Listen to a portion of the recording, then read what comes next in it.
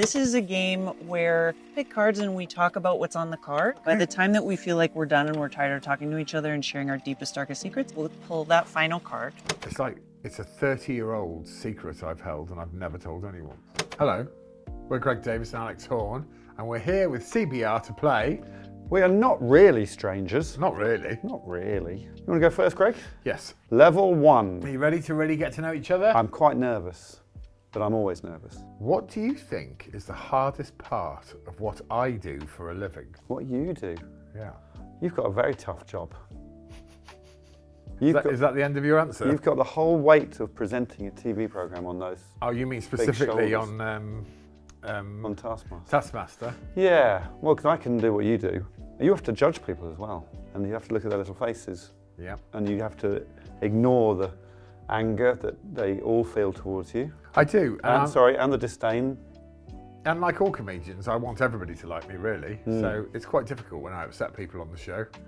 I don't like it. No. But that's my role. You get paid for what you get paid. I do get paid. Oh, well, that helps. And I think in context of Taskmaster, that probably is the hardest thing I do. Although, I'd argue, us just doing such a long record is quite hard, and keeping the ball up in the air. We work for 5 hours a day. Yeah. Oh, well, I think I know the answer to this. Greg, do you think I intimidate others? Why or why not? I do not think you intimidate anyone. No. And I think it's one of your great qualities. Do you? I really do, because Taskmaster is, you came up with Taskmaster, and a lot of people in our country especially, are very keen to do it.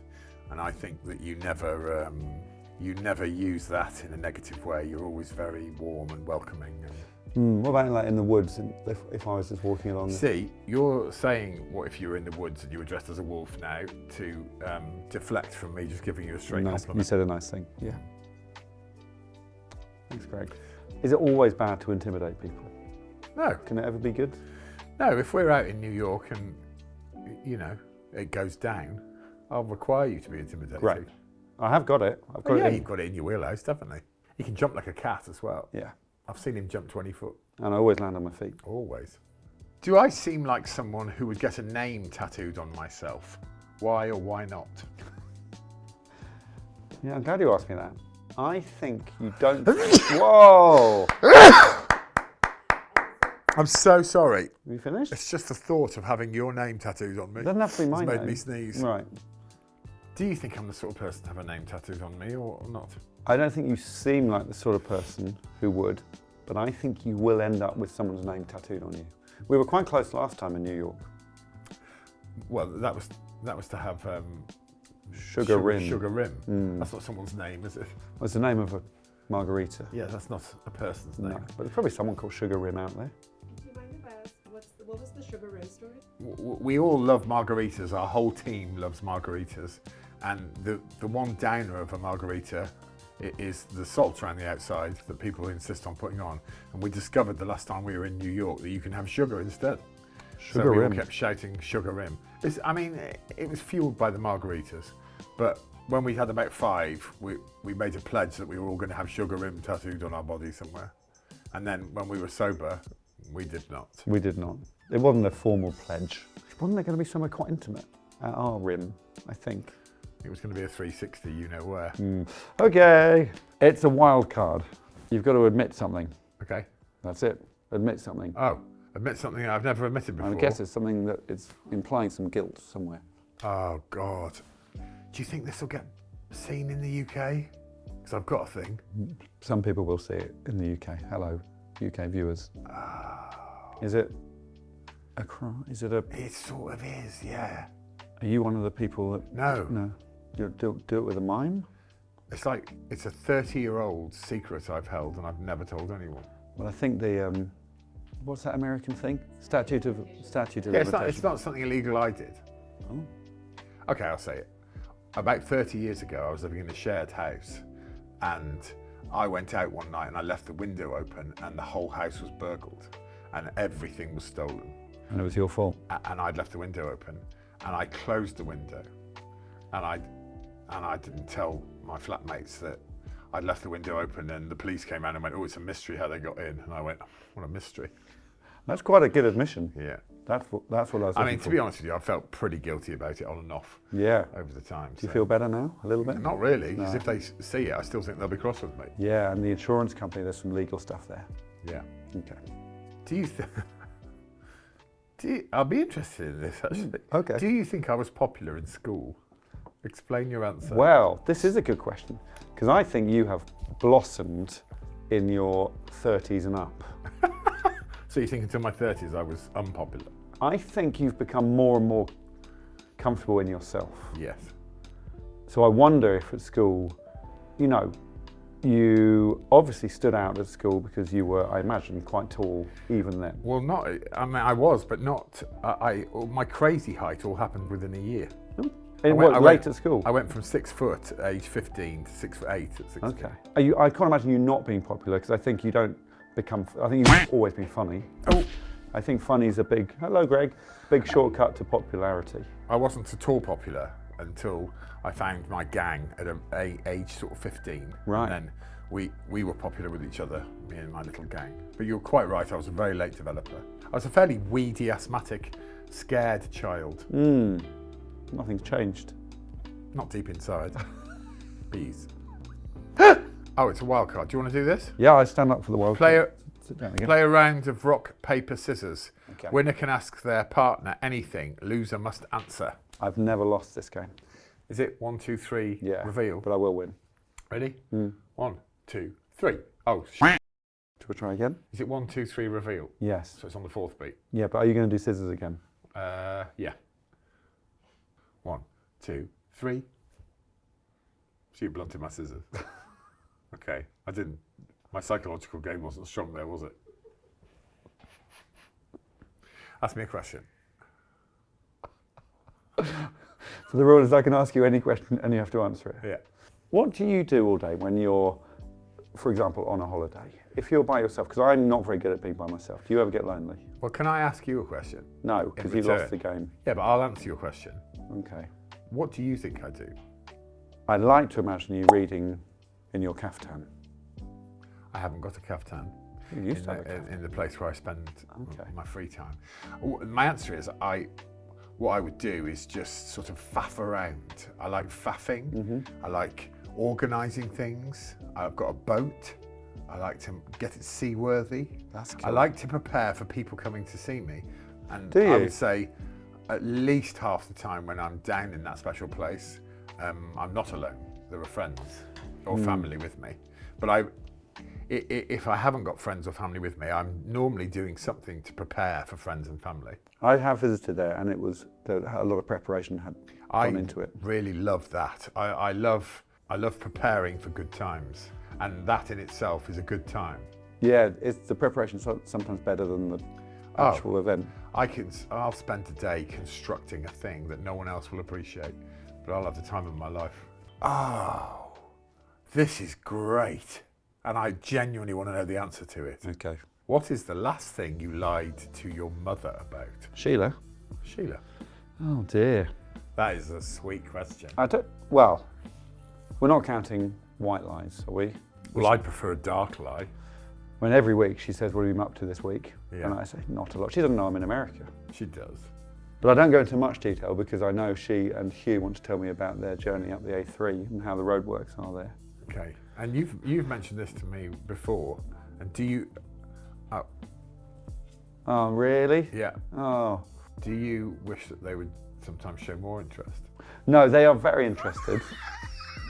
I generally don't, because I think people think our jobs are interesting and I think they are actually as dull as any other job. They are, if you're not part of it, I agree. And I know for a fact that you don't wish that Sheila asked more questions. I was just being naughty. I've got a thing. I know you don't lie to Sheila, and I know that you and Sheila have a very healthy two-way relationship. What about when you were a child? What was the biggest lie you told her? She didn't know any of the things I got up to. Yeah, well, tell me one of those things, then we'll move on. I stole a keg of beer just to relax you.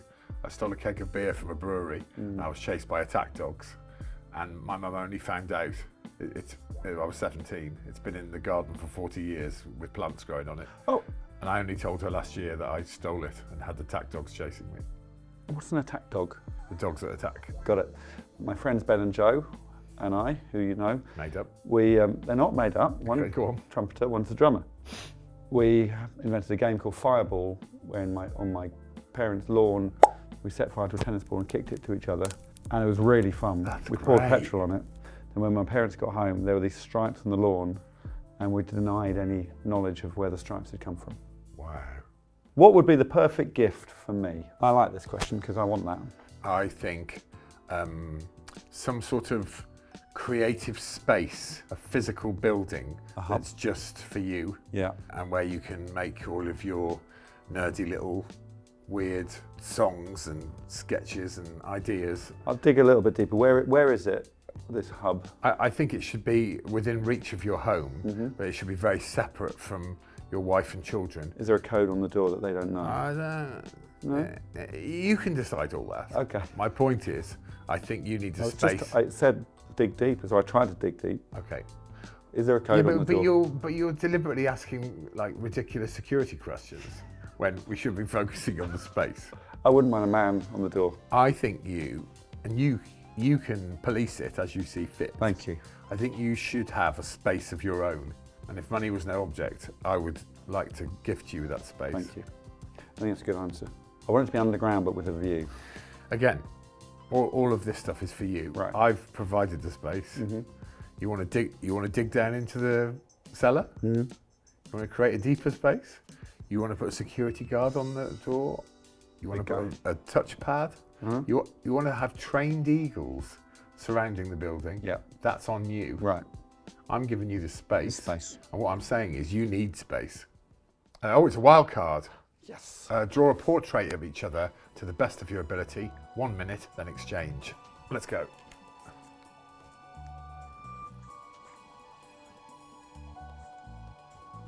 Ooh, we've had 15 seconds. I should chill out. Doozles down.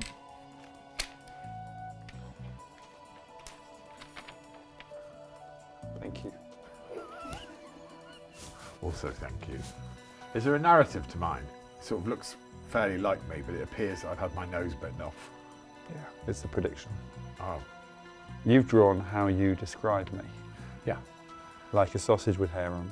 yeah. I've done a caricature of you based on my theory that there's no differentiation in width between your head and neck.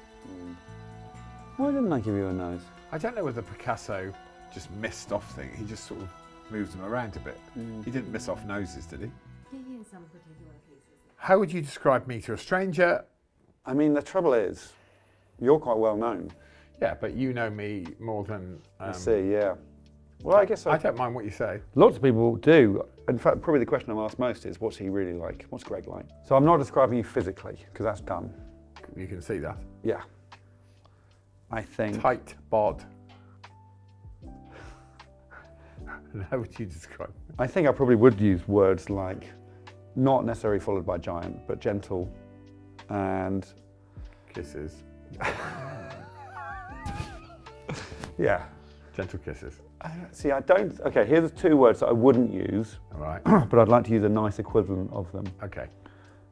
which are complicated and insecure. Oh, You're not complicated or insecure, right. but I think people assume you are so confident and so secure, Yeah. but you're more vulnerable than people think. Oh, okay. How did that go? Well, I think it's bang on. Okay. But in a sort of really secure way, I am. Yeah, I actually also think you're happy. Yeah, largely, yeah.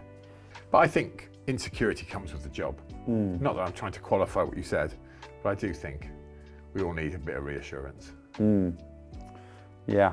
don't we? Yeah. Oh, here's something I sometimes say to people. If there's silence, you really want to fill it with laughter. It's a final card, Greg. Quite a lot of text. Would you like me to read it? Yeah. Each player write a message to the other. Yeah. Fold and exchange. Okay. Open only once you two have parted.